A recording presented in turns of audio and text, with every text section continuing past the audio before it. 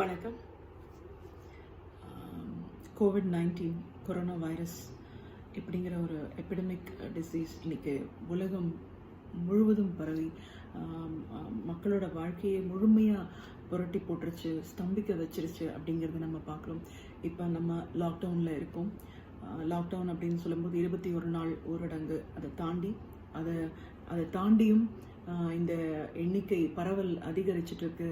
ஒரு 2ஆம் நிலையிலேருந்து 3ஆம் நிலைக்கு போகும் அந்த எட்ஜில் இருக்குன்ற ஒரு கண்டிஷன் தெரிகிற போது தான் அதை எக்ஸ்டெண்ட் பண்ணி மே 3 வரைக்கும் இதை கொண்டு போயிருக்காங்க. இந்தியாலையும் நம்ம அதிகப்படியான எண்ணிக்கையில் இதை பார்க்குறோம். தமிழ்நாடு, அதுவும் குறிப்பிட்ட சென்னை அப்படின்னு சொல்லும்போது ஒவ்வொரு நாளும் பாதிக்கப்பட்ட ஒரு எண்ணிக்கை அதிகரிச்சுட்டு இருக்கிறதா நம்ம பார்த்துட்ருக்கோம். இந்த 2ஆம் நிலையிலேருந்து 3ஆம் நிலைக்கு போகும், ஆல்மோஸ்ட் போயிடுச்சு அப்படின்னு சொல்கிறத பார்க்குறோம். அப்போ அந்த 3rd ஸ்டேஜுக்கு போச்சுன்னா ஒரு சமூக பரவலாக மாறும்போது எவ்வளோ பெரிய பாதிப்புகளை ஏற்படுத்தும் அப்படின்ற ஒரு அச்சம் இருக்குது. நான் என்னோட சேனலில் ஆரம்ப நாள்லேருந்தே இந்த கொரோனா வைரஸ் சார்ந்து எனக்கு தெரிஞ்ச நான் இந்த மாதிரி நிறைய டாக்டர்ஸ் மற்ற பீப்புள் கிட்ட எவ்வளோ தூரம் கேட்டு தெரிஞ்சுக்கிட்டேனோ அந்த மாதிரியான விஷயங்கள் எல்லாம் ஷேர் பண்ணிகிட்ருக்கேன். அதில் ஒரு அடுத்த முயற்சியாக நம்மளே சொல்கிற விஷயத்தை தாண்டி அந்தந்த துறை சார்ந்த மக்கள் அவங்களே அதை சொன்னால் நல்லாயிருக்கும் அப்படின்ற ஒரு முயற்சியாக இன்னைக்கு இந்த ஒரு வீடியோவை நான் ரெடி பண்ணிகிட்ருக்கேன்.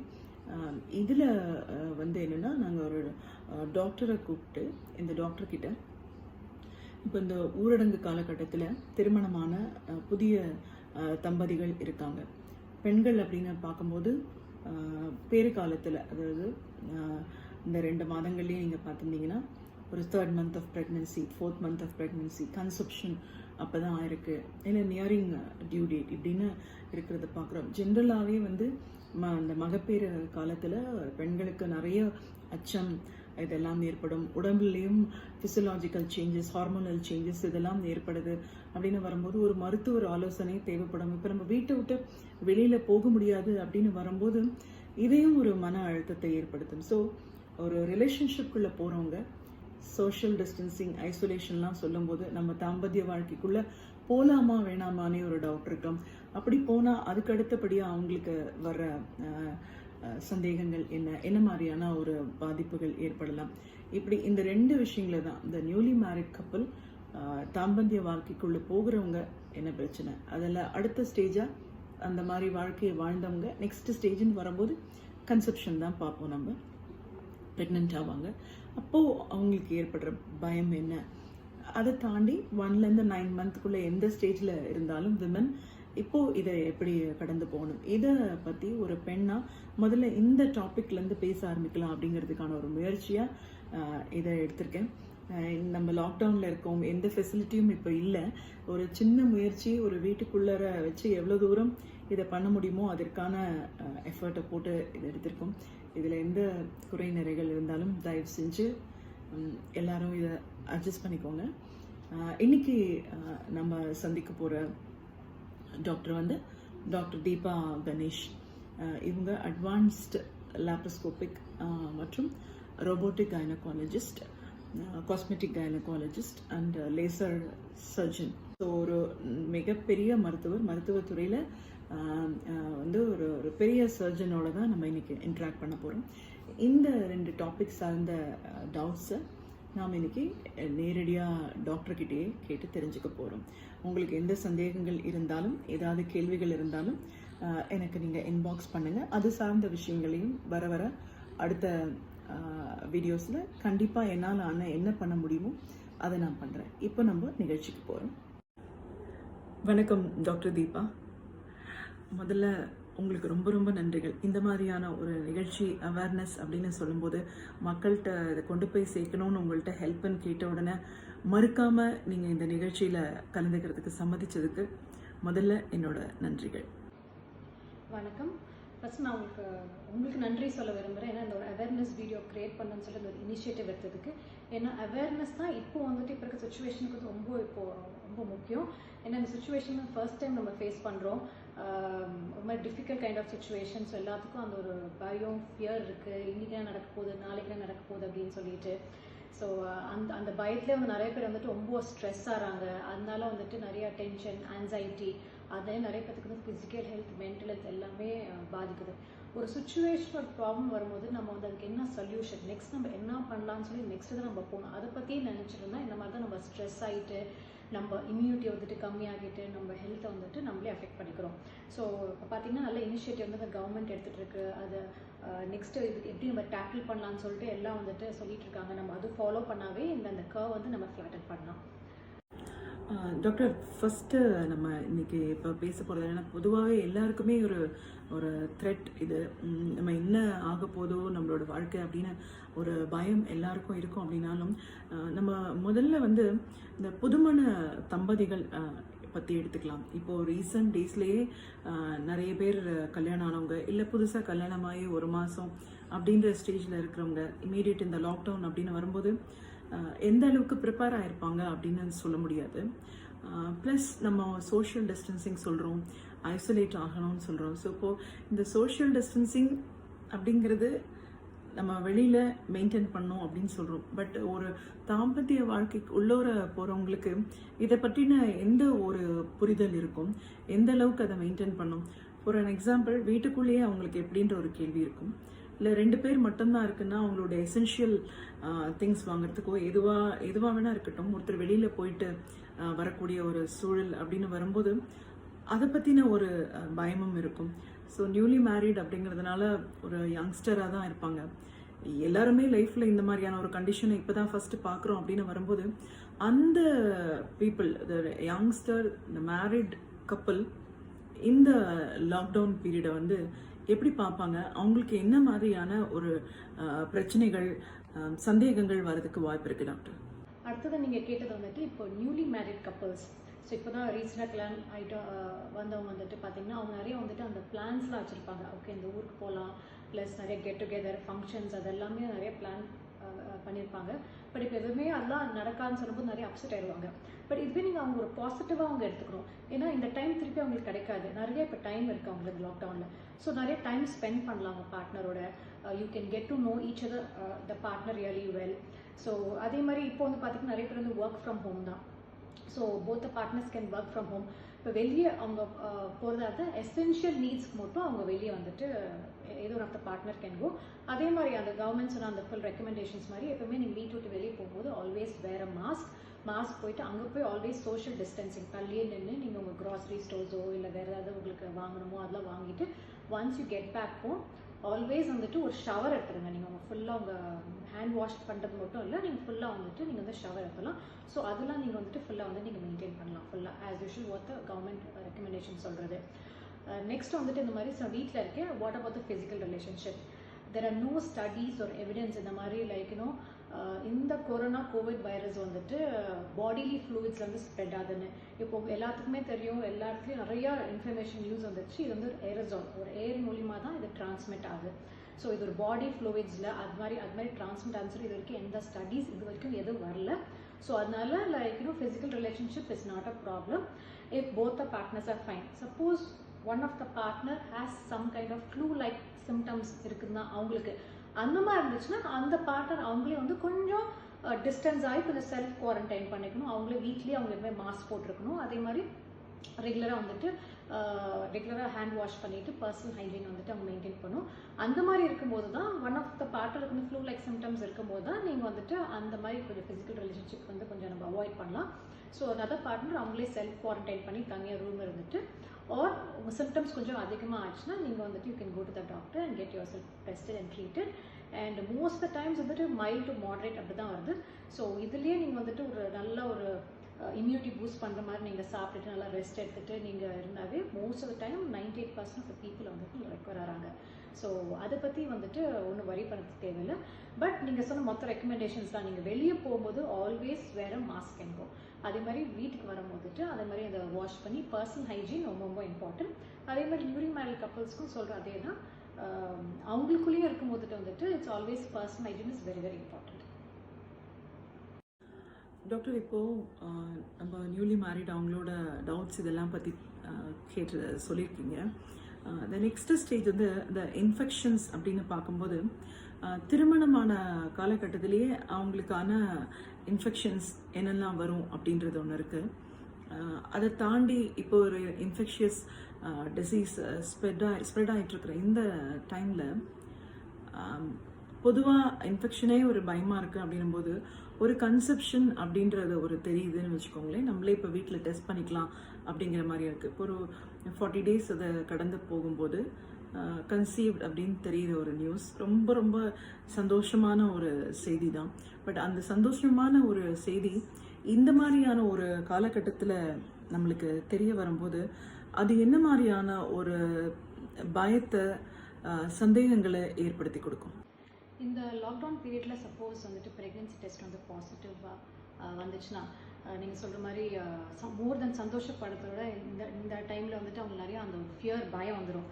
ஐயோ இந்த கொரோனா டைமில் இந்த பேண்டமிக் டைமில் நம்ம வந்துட்டு ப்ரெக்னெண்ட்டாக இருக்குமோ, சப்போஸ் நாளைக்கு எனக்கு கொரோனா வந்தால் என் பேபி எஃபெக்ட் ஆகுமா, அதனால அந்த பேபிக்கு வந்துட்டு ஏதாவது குறைபாடோட பிறக்குமா, இல்லை நிறைய பேர் வந்துட்டு நிறைய நியூஸில் பேசிக்கிறாங்க, ஸோ இதனால வந்துட்டு எனக்கு அபார்ஷன் ஆயிருமா, இல்லை குழந்தை வளர்ச்சி சரியாக இருக்காதா, இல்லை சீக்கிரமாக வந்துட்டு குறை மாதத்துலேயே குழந்தை பிறந்துருமான்னு சொல்லி நிறைய இந்த மாதிரி நியூஸ் ரூமர்ஸ்லாம் போயிட்டுருக்கு. பட் எல்லாத்துக்கும் என்ன சொல்ல விரும்புகிறேன்னா, இது வரைக்கும் எந்த ஸ்டடீஸு எந்த எவிடென்ஸும் மெடிக்கல் டேட்டா எதுவுமே இது வரைக்கும் எதுவும் வரலை. அதாவது அது ப்ரெக்னென்ட் ஆனாங்கன்னா அந்த ப்ரெக்னென்ட் லேடிஸ் வந்துட்டு அவங்க பேபிக்கு வந்துட்டு அது வந்து டிரான்ஸ்மிட் ஆகுதுன்னு சொல்லிட்டு இது வரைக்கும் எந்த சொன்ன மாதிரி எந்த எவிடென்ஸும் இது வரைக்கும் இல்லை. இது வரைக்கும் அந்த எவிடன்ஸ் எல்லாமே பார்த்தீங்கன்னா அந்த சைனாவில் இட்டலியில் இருக்கும் அந்த evidence almost close to 38 women pregnant ladies வந்துட்டு கோவிட்ல அஃபெக்ட் ஆனவங்க வந்துட்டு டெலிவரி பண்ணதுக்கு அவங்க ஃபாலோ பண்ணி அது வந்துட்டு ஒரு பேப்பராக பப்ளிஷ் ஆயிருக்காங்க. இப்போ அந்த எவிடன்ஸ் வச்சு தான் நான் வந்துட்டு இப்போ வந்துட்டு நம்ம எல்லாருமே வந்துட்டு பேசிகிட்டு இருக்கோம். இன்னும் உங்களுக்கு எல்லாத்துக்கும் தெரிஞ்ச மாதிரி it's a new kind of virus, ஒரு நாவல் வைரஸ். ஸோ இப்போ தான் அதோட பேட்டர்ன் அதோட எல்லாமே ஸ்டடி பண்ணிட்டு இருக்காங்க, இந்த கோர்ஸ் எப்படி போகும்னு சொல்லி படிச்சுட்டு இருக்காங்கலாம். பட் இப்போ வரைக்கும் சொன்ன மாதிரி எவிடன்ஸோ டேட்டாவோ ஒரு ரிசர்ச் பப்ளிகேஷன்ஸ் இது வரைக்கும் வந்தது எவிடன்ஸ் எல்லாமே என்ன சொல்லுதுன்னா, baby to mother to baby, அதாவது வெர்டிக்கல் டிரான்ஸ்மிஷன் இது வரைக்கும் எதுவும் வரல. அதனால பேபி வந்து அஃபெக்ட் ஆகாது, பேபிக்கு வந்து எந்த குறைபாடும் வராது அப்படின்னு தான். அதே மாதிரி வந்துட்டு ஃபர்ஸ்ட் ஃபியூ மந்த்ஸ் சில பேருக்கு வந்து அபார்ஷன் வந்துருமோன்னு சொல்லி அந்த ஒரு ஃபியர் இருக்கும். அந்த மாதிரிலாம் still there is no data, no evidence.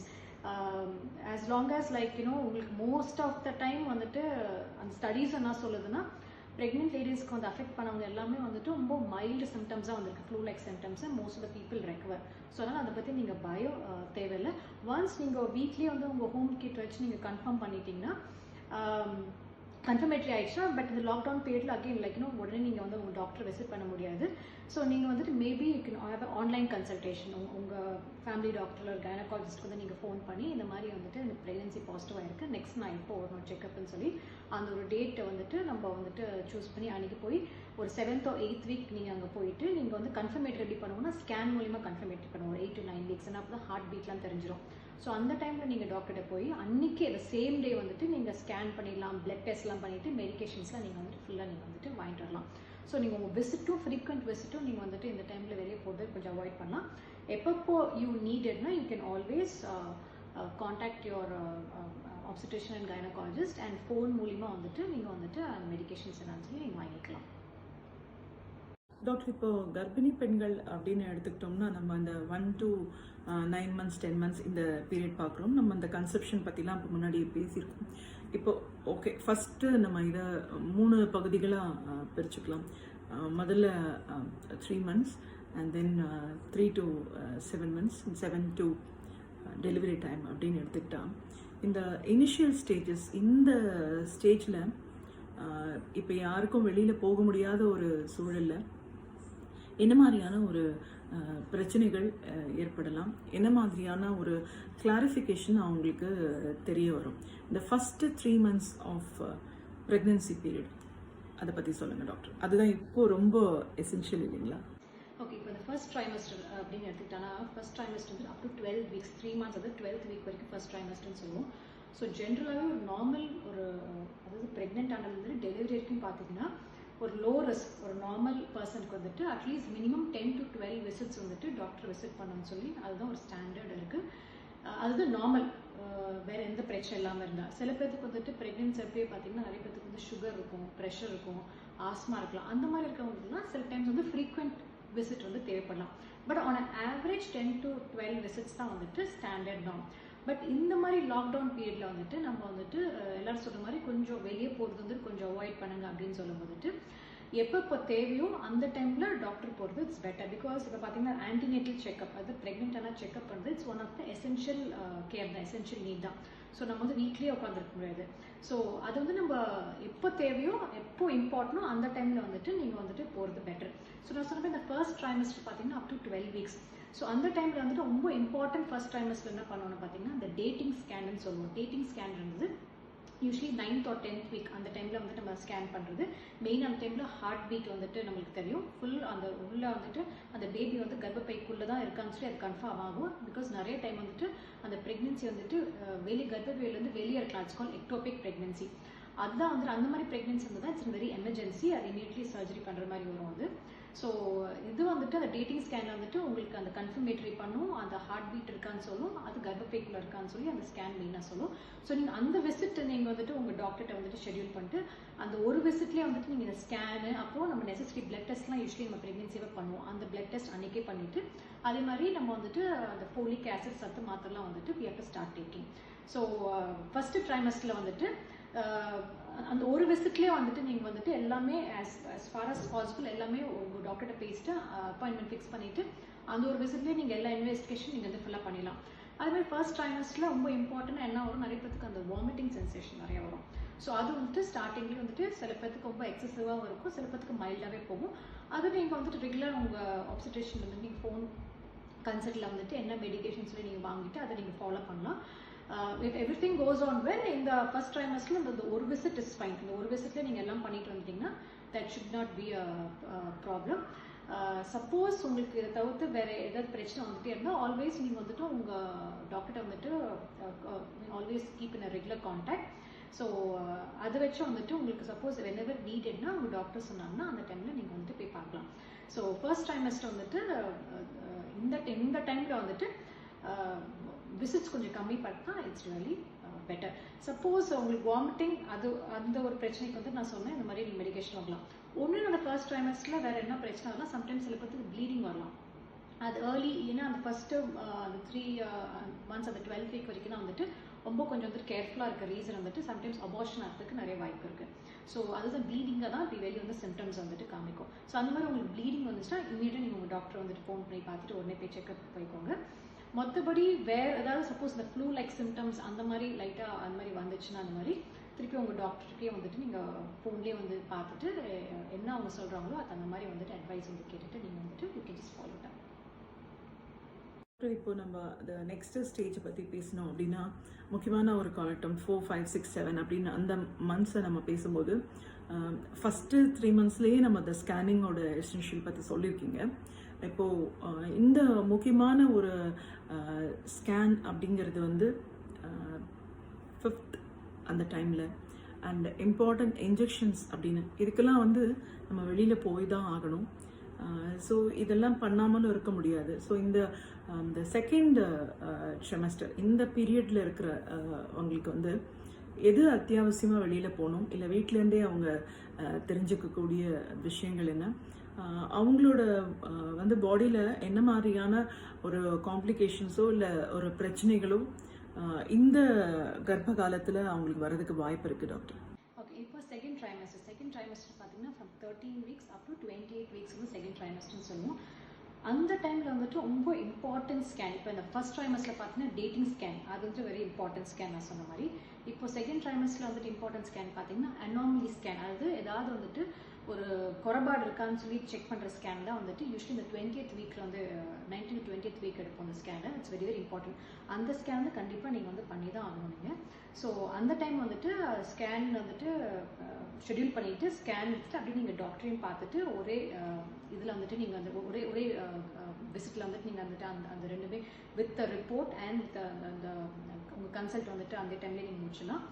அதே மாதிரி அந்த ட்ரைமஸ்டில் வந்து பார்த்தீங்கன்னா ரொம்ப இம்பார்ட்டண்டாக வந்துட்டு வி டூ ஒரு சுகர் டெஸ்ட் பண்ணுவோம். யூஸ்வலி 23-24 வீக்ஸில் வந்து இந்த சுகர் டெஸ்ட் பண்ணுவோம். அது ஏன்னா யூஸ்வலாக வந்துட்டு உங்களுக்கு ஃபேமிலி ஹிஸ்ட்ரி இருக்கா அப்படின்னு பார்த்துட்டு அந்த மாதிரி இருந்துச்சுன்னா கொஞ்சம் ஏர்லியராகவே அந்த 20th வீக்லேயே பண்ணிடலாம். அந்த ஸ்கேன் பண்ணுற டைம்லேயே நீங்கள் இந்த சுகர் டெஸ்ட்டு எல்லாம் நீங்கள் பண்ணிடலாம். இல்லை உங்களுக்கு எந்த ஹிஸ்ட்ரி இல்லைனாவே ரொட்டீனாகவே யூஸ்வலி 23-24 வீக்ஸ் நீங்கள் பண்ணலாம்.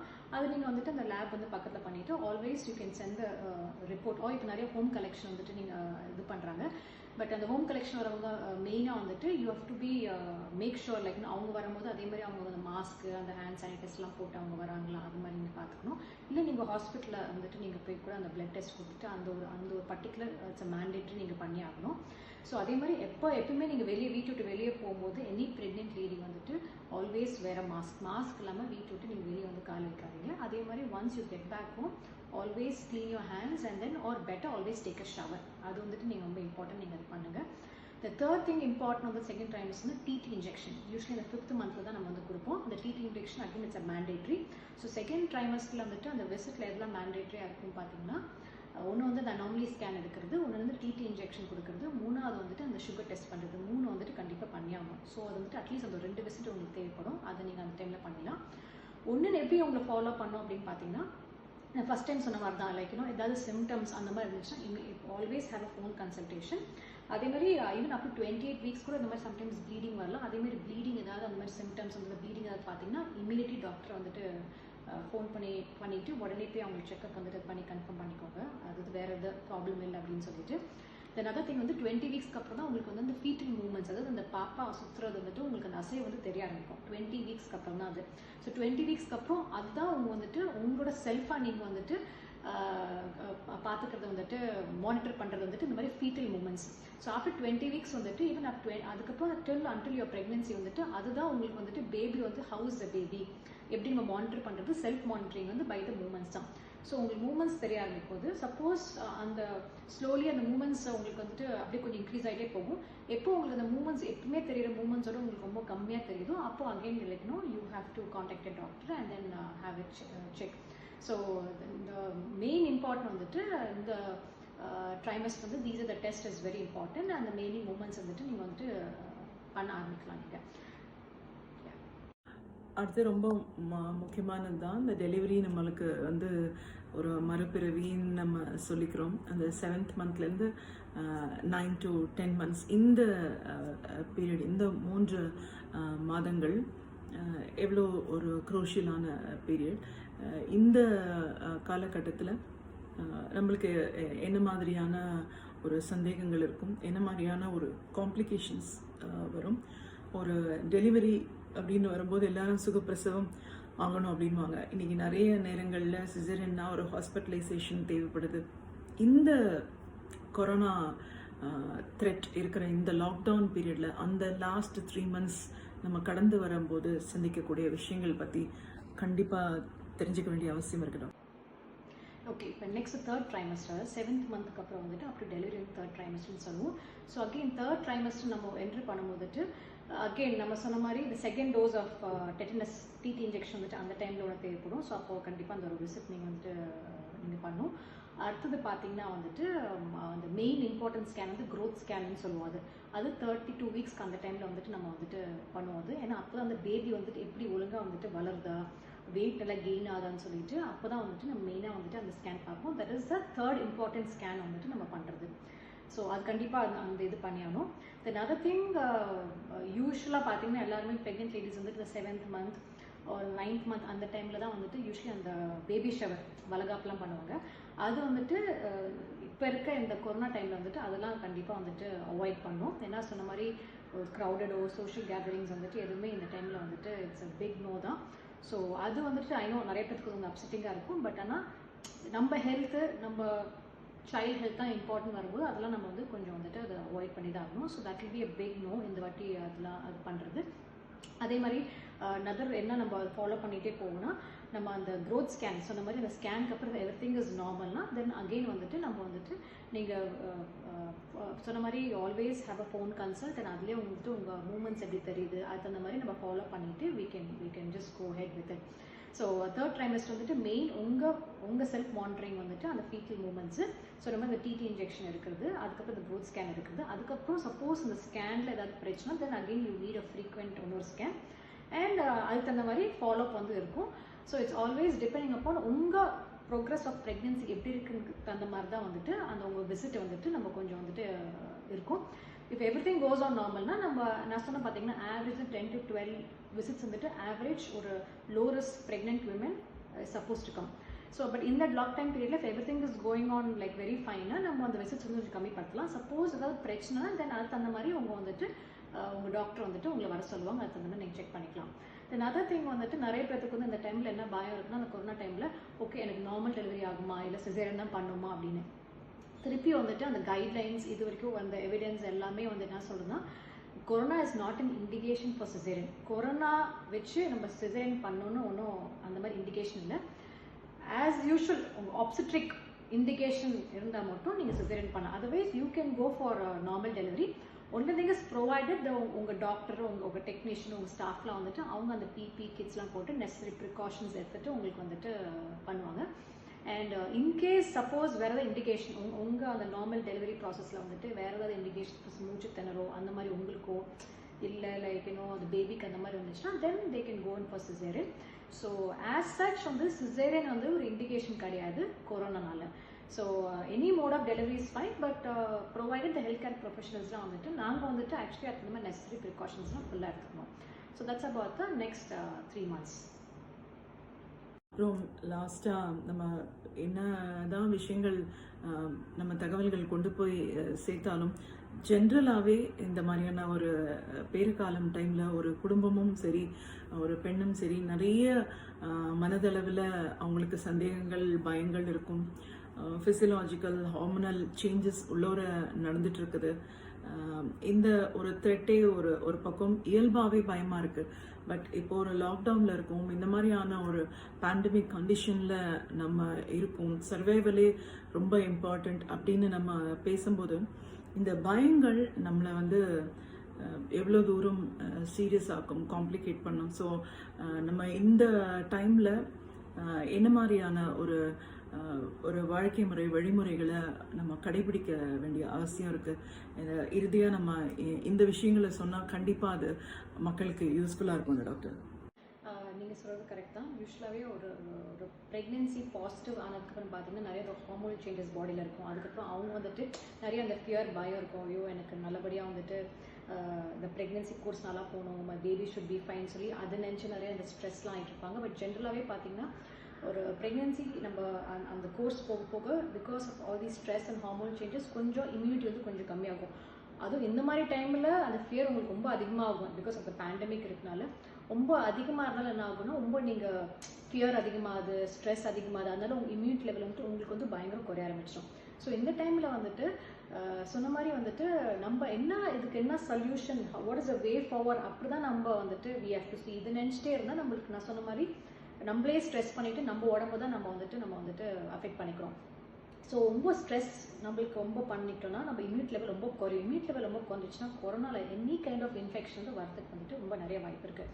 ஸோ இந்த மாதிரி டைமில் வந்துட்டு மெயினாக வந்துட்டு நம்பர் 1 வந்து உங்கள் மைண்ட் வந்து ஸ்ட்ரெஸ் ஃப்ரீயாக வச்சுக்கோங்க. ரொம்ப வந்து இதை பற்றி நினச்சி டென்ஷன் ஆகாதீங்க. நிறைய வந்துட்டு இம்யூன் ரைஸ் பண்ணுற நிறைய நிறைய ஃபுட்ஸ்லாம் சாப்பிடுங்க. லைக் நிறைய லாட் ஆஃப் ஃப்ரூட்ஸ், வெஜிடபிள்ஸ், நிறைய வைட்டமின் சி, ஆன்டி ஆக்சிடென்ட்ஸு, தென் நட்ஸு, ஆல்மண்ட்ஸு, வால்நட்ஸ் இந்த மாதிரிலாம் உங்கள் டயட்டில் வந்து இன்க்ரீஸ் பண்ணிக்கோங்க. ஸோ உங்கள் இம்யூனிட்டி பூஸ்ட் பண்ணுற மாதிரி நீங்கள் சாப்பிடுங்க. அதே மாதிரி வந்துட்டு நீங்கள் வந்துட்டு உங்கள் வீட்டில் வந்து சப்போஸ் மொட்டை மாடி அந்த மாதிரி இருந்துச்சுன்னா நீங்கள் போய் ஒரு ½ hour வந்துட்டு ஒரு வாக் பண்ணிட்டு வாங்க நீங்கள். பிகாஸ் உங்கள் வீட்டுக்குள்ளேயே ரொம்ப சஃபகேட்டிங்காக இருக்கலாம். இந்த டென்ஷனால ஸ்ட்ரெஸ்னால உங்களுக்கு ரொம்ப உங்கள் மென்டலாகவும் வந்து ரொம்ப பாதிக்கும். அந்த டைமில் வந்துட்டு கொஞ்சம் நல்லா வாக்கிங் போயிட்டு வாங்க. ஆர் வீட்டில் வந்து நல்ல ஒரு சாஃப்ட் மியூசிக் வந்துட்டு நீங்கள் கொஞ்சம் நல்லா கேளுங்க. ஸோ கீப் யோர் மைண்ட் மட்டும் இல்லை, always your physical health mental health ரெண்டுமே வந்துட்டு கொஞ்சம் நல்லா நீங்கள் வந்துட்டு நல்லா லைக் ஹெல்த்தியாக நீங்கள் வச்சுக்கணும். அப்போ தான் நம்ம ப்ரெக்னென்சி வந்துட்டு ப்ரொக்ரெஷன் வந்துட்டு ரொம்ப நல்லா போகாது. ஸோ எல்லாம் பயப்படாதீங்க. ஸோ அகெயின் வந்துட்டு எல்லாம் அந்த ஜென்ரல் ரெக்கமெண்டேஷன்ஸ் வந்துட்டு எல்லாமே நீங்கள் ஃபாலோ பண்ணுங்கள். லைக் ஆல்வேஸ் வேறு மாஸ்க், எப்பயுமே மாஸ்க் போட்டுருங்க. எங்கே வெளியே போனாலும், ஈவன் டாக்டர் கன்சல்ட் பண்ணால் கூட நீங்கள் மாஸ்க் போட்டுக்கோங்க. Always clean your hands. இல்லை வெளியே போயிட்டு வீட்டுக்கு வந்தீங்கன்னா ஆல்வேஸ் டேக் அ ஷவர், அதை நீங்கள் ஆல்வேஸ் மெயின்டைன் பண்ணுங்கள். சோஷியல் கேதரிங்ஸ் வந்துட்டு கண்டிப்பாக வைக்கணும். சோஷியல் டிஸ்டன்சிங் கண்டிப்பாக நீங்கள் வந்துட்டு மெயின்டைன் பண்ணோம். ஸோ அகெயின் என்ன சொல்கிறேன்னா இது வந்துட்டு இட்ஸ் ஜஸ்ட் லைக் ஒரு difficult situation. It's only temporary situation. It's not a permanent. இதுவும் கடந்து போகும். அதனால இதை பற்றி நினச்சிட்டு ஸ்ட்ரெஸ் பண்ணிக்கிட்டு நீங்கள் அவங்களே அஃபெக்ட் பண்ணிக்காதீங்க. So have a healthy diet. நல்லா இம்யூன் ரேஸ் பண்ணுற மாதிரி நல்லா சாப்பிடுங்க. நல்லா ஒரு வாக்கிங் போங்க. ஒரு மியூசிக் லிசன் பண்ணிட்டு have a stress free pregnancy. Thank you. ரொம்ப சந்தோஷம் டாக்டர். பிகாஸ் ஒரு லாக்டவுன் கண்டிஷனில் இருக்கோம், எல்லாருக்கும் அவங்கவுங்களுடைய ப்ரையாரிட்டிஸ் இதெல்லாம் தாண்டி ஒரு பப்ளிக் அவேர்னஸ்க்காக சில விஷயங்களை கொண்டு போய் சேர்க்கணும் அப்படின்னு நான் எடுத்துட்ட முயற்சிக்கு முழுமையாக உங்களோட நேரத்தை ஒதுக்கி பல விஷயங்களை தகவல்களை எங்களோட நீங்கள் பகிர்ந்ததுக்கு ரொம்ப நன்றி டாக்டர்.